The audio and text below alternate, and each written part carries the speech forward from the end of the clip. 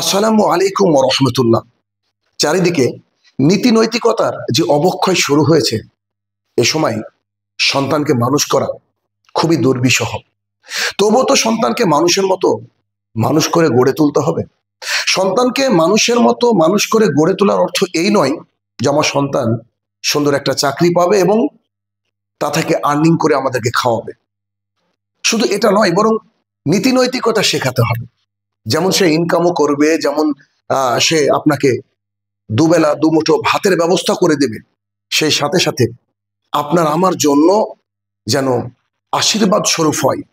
আপনার আমার জন্য যেন এমন কিছু না করে যাতে আমাদের কষ্ট হয়। সুতরাং এ সময় আমরা যারা অভিভাবক রয়েছে তাদের গুরুত্ব অপরিসীম।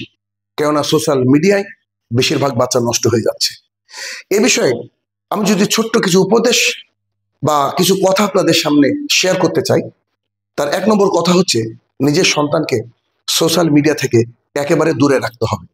হ্যাঁ, যদি সেটা অনলাইন কোনো ক্লাস হয় বা নীতি নৈতিকতার কোনো পাঠ শেখাতে গিয়ে, অনলাইনের কোনো কিছু কোর্স করাতে গিয়ে যদি তাদেরকে আপনার অনলাইনের মধ্যে ঠেলে দিতে হয় বা দিয়ে দিতে হয়, তাহলে সেখানে আপনাকে আমাকে একটু সাথে থাকতে হবে। ২ নম্বর বিষয় হচ্ছে যে আমাদের কোরআন এবং সুন্নাহর মধ্যে অনেক নীতি নৈতিকতার গল্প আছে, অনেক উপদেশ রয়েছে। সেগুলো বাচ্চাদের সঙ্গে মাঝে মাঝে তাদেরকে নিয়ে বসে শেয়ার করা উচিত।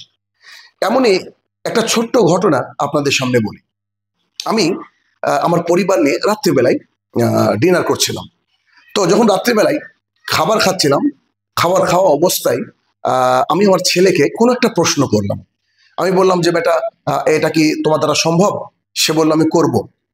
তখন কেউ যখনই করবো এই শব্দটা বলে, আমার ভেতরটা যেন একটু মোচড় দিয়ে ওঠে। কেন? যখন কেউ ইনশাল্লাহ না বলে আমার একটু ভয় লাগে। কেন ভয় লাগে এ বিষয়ে আমি জানি না। তো আমি আমার ছেলেকে বললাম, তুমি করবে? তো বললো, হ্যাঁ আমি করব। দ্বিতীয়বার আমাকে এই উত্তর দিল। তখন খেতে খেতে আমি আমার ছেলেকে বললাম, তুমি জানো আমাদের একজন নবী ছিলেন যিনি সুলাইমান আলাইহিস সালাম। তখন তিনি বললেন, হ্যাঁ আমি জানি, তিনার নাম শুনেছি। তখন আমি বললাম যে তিনি তার সভাসদের সামনে একদিন বসে আছেন। বসে থাকা অবস্থায় তিনি বললেন যে আমি আমার আজকে রাতে স্ত্রীদের কাছে যাব এবং ১০০ জন আমার ছেলে সন্তান হবে। তারা হবে এক একটা যোদ্ধা, তারা হবে ঘোড়সওয়ারিতে অন্যতম এবং তারা বীরত্বের সঙ্গে এই পৃথিবীর বুকে বাঁচবে। একথা বলার পরে তিনি তার স্ত্রীদের কাছে গেলেন। কিন্তু ১ বছর পর যে রেজাল্ট দাঁড়ালো, তার আল্লাহ সুবহানাহু ওয়া তাআলা তাকে একটা সন্তান দান করলেন। তবু সেই সন্তান ছিল ডিফরমিটিস, অর্থাৎ বিকলাঙ্গ।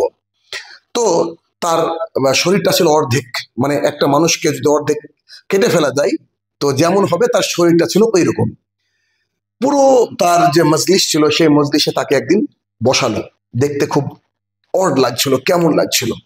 তো সবাই অবাক হয়ে আমাদের নবীর দিকে তাকিয়ে থাকলেন। তখন তিনি সভাসদদেরকে উদ্দেশ্য করে বলেছিলেন, আপনাদেরকে আমি বলেছিলাম আমি আমার স্ত্রীদের কাছে যাব, ১০০ জন সন্তান হবে আমার, তারা হবে সবাই যোদ্ধা এবং ঘোড়সওয়ার।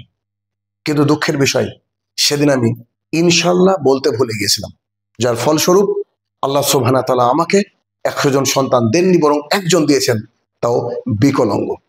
তখন একথা শেষ করতে না করতে আমার ছোট্ট ছেলেটি বলে উঠলো, আব্বু আমি আগামীকাল এই কাজটা করব ইনশাআল্লাহ। আমি বললাম, আমি তো তোমাকে কিছুই বলিনি, তুমি কি করে বুঝলা?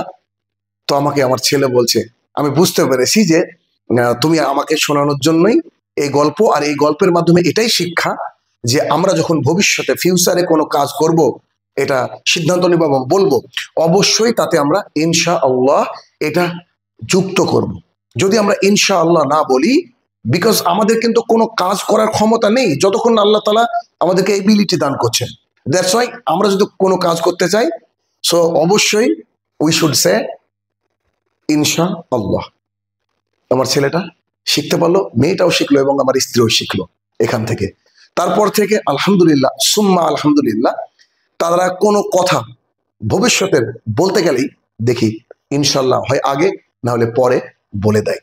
তাই সন্তানদেরকে নৈতিকতা শেখাতে গেলে আগে নিজে নৈতিকতার পাঠ পড়তে হবে এবং সন্তানদেরকে নিয়ে গল্প করতে হবে, সন্তানদের জন্য সময় ব্যয় করতে হবে। তবেই একটা সন্তান সুসন্তান হিসাবে গড়ে উঠবে বলে আমি মনে করি। আল্লাহ তাআলা আমাদের সবারই সন্তানকে আমাদের চক্ষু শীতলকারী বানিয়ে দিক, আমিন। আসসালামু আলাইকুম ওয়া রাহমাতুল্লাহি ওয়া বারাকাতুহু। একেবারে ঘরে বসে, মানে আপনার বাড়িতে বসে আপনি শিখবেন স্পোকেন ইংলিশ। আমার কাছে চলছে দুটো ব্যাচ, ছোটদের এবং বড়দের। যে ব্যাচে খুশি আপনি ভর্তি হয়ে যান অথবা আপনার সন্তানকে ভর্তি করুন। এক্ষুনি এই হোয়াটসঅ্যাপ নাম্বারে যোগাযোগ করুন। Don't forget to share this video.